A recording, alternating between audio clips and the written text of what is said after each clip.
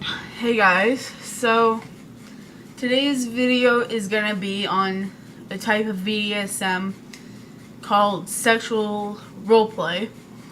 And no, it is not exactly like erotic sexual denial like the last video that I made on the BDSM topic. By the way, how is it that I got 7K views on that video alone, yet got less than 100 on all my other videos? Not complaining, just saying, like, that makes no sense to me how I would get 7K views on a video I made a few months ago, yet got less than under 100 on all my other videos. But anyway, sorry. But yeah, today's video is on sexual roleplay. Now, for those of you who don't know what sexual roleplay is, it's pretty much a roleplay that has a strong erotic element. For some, it's just two people, but for others, it can be more than two people. It just depends on the people and, like, whether they want to do more than two people or if they want to stick with just two people who act out roles in a sexual way, in a sexual fantasy kind of way.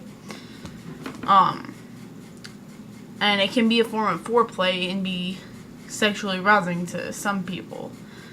Because I kind of feel like not everyone who does sexual roleplay is aroused, always gets sexually aroused by it, but still does it. It can take place in the real world, internet forum, chat room, email, or any other way that you can probably think of, which can allow for physical or virtually impossible erotic interest to be enacted.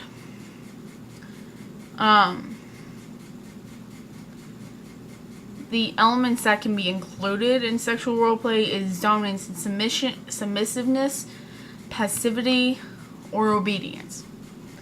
It may or may not, it can or cannot, does not have to involve sexual bondage, either you can be restrained or your sex partner or partners are to be restrained.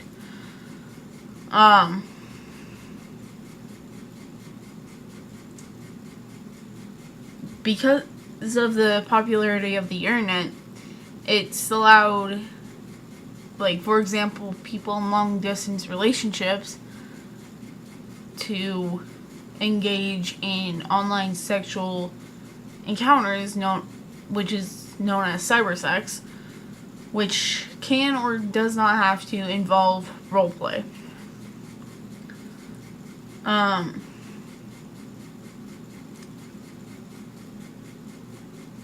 So, for those of you who don't know,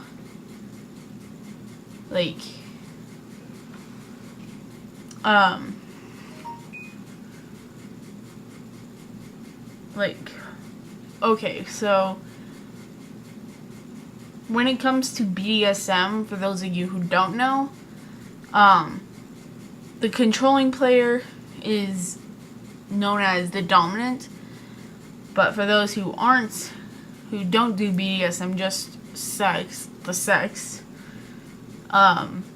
is often called top or dominant in the case of BDSM, while the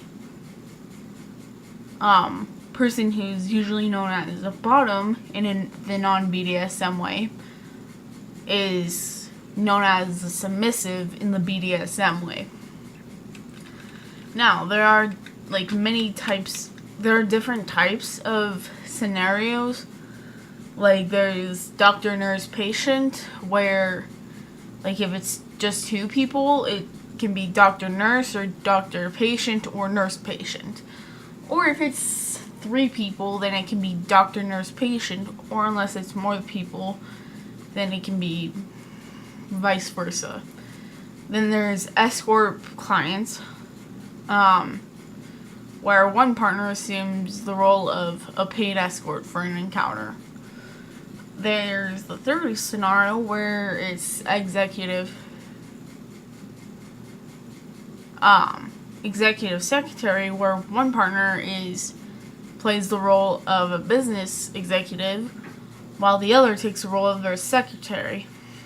There's next scenario is handyman housewife, where the handyman or tradesman or handyman, known as handyman, and I don't know exactly, will enter the housewife's home initially with the intent of carrying out plumbing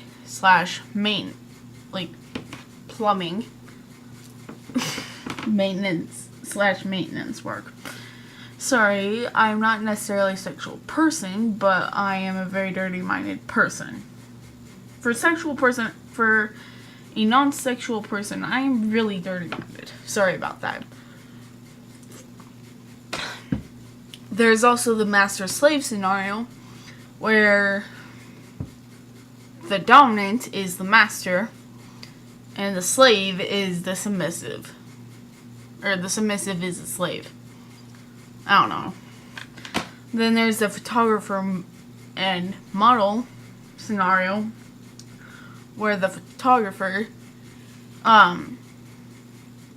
photographs the other as a precursor, I don't know how to say that exactly, to sexual interaction.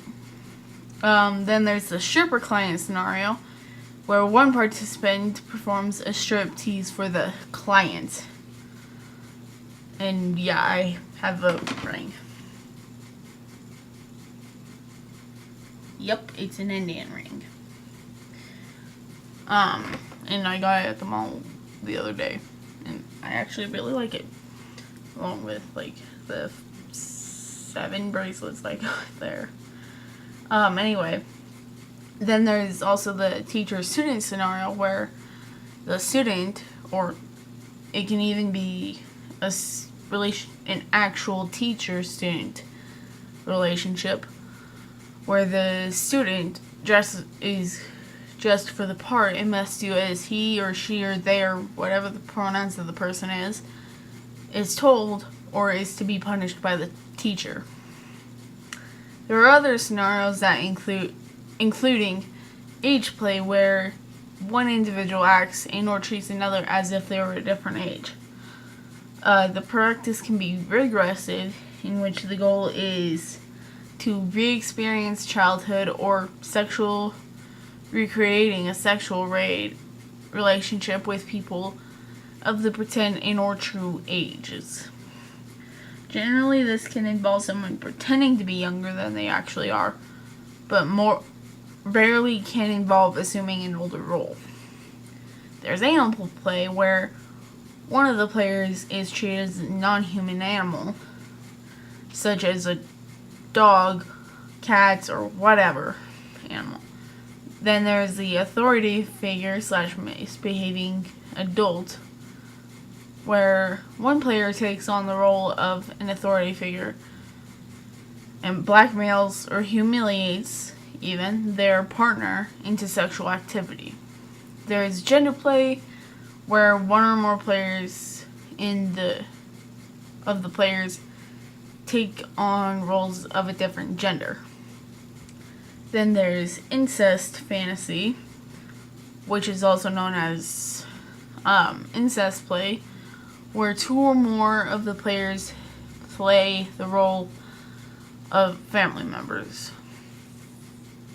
There's the owner inanimate object scenario, where, such as the submissive being human furniture, whatever that means.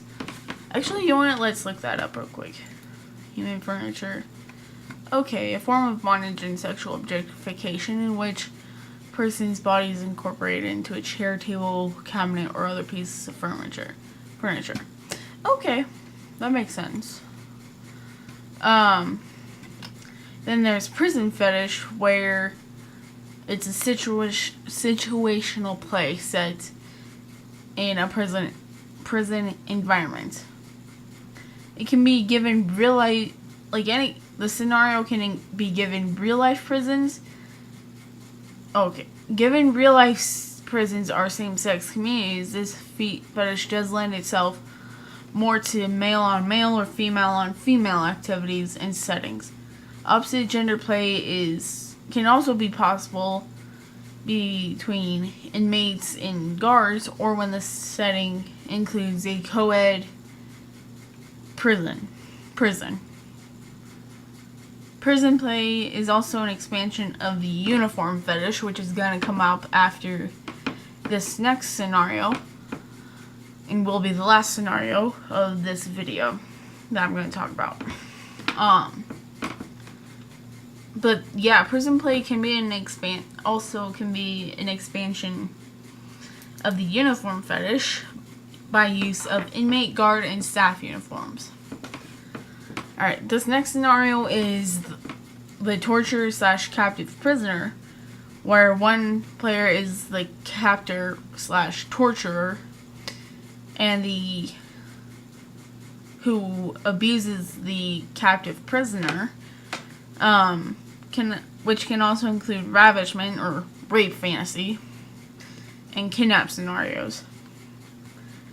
Then the very last scenario is the uniform fetish, where one participant dresses in uniform, like a student, cheerleader, French maid.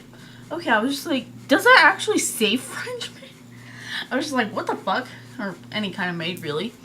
Or etc. While the other participant plays an authority figure such as a parent, a teacher, coach, police officer. I was about to say play officer. No, never heard of a play officer. A police officer or any kind of authority figure.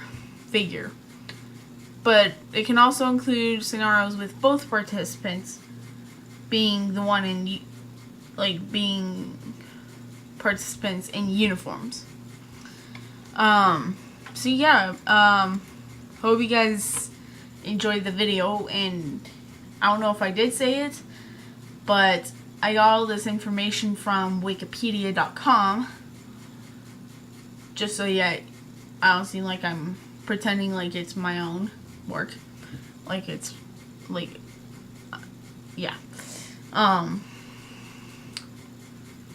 Yeah. Alright, hope you guys kind of enjoy this video. Yeah. And if you're gonna give this video a lot of views, can you at least watch my other videos, including my last video from last Friday? So, yeah. Alright, peace the fuck out.